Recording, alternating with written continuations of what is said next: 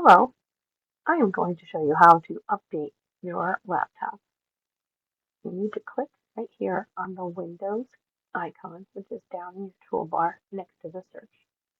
This will bring up a menu that looks like this. You might have less icons or different ones. Click on Settings. It looks like a little gear.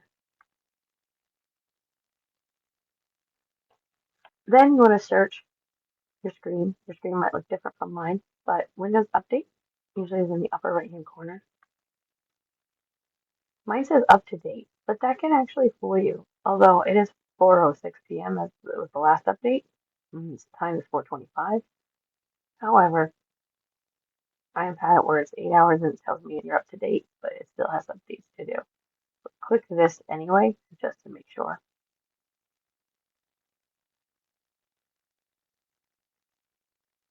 Alright, looks like we're up to date, and there are no updates that I need to do.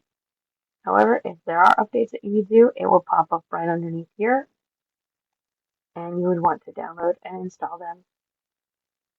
This way, your child's computer can work at school properly. Thank you, and have a great day.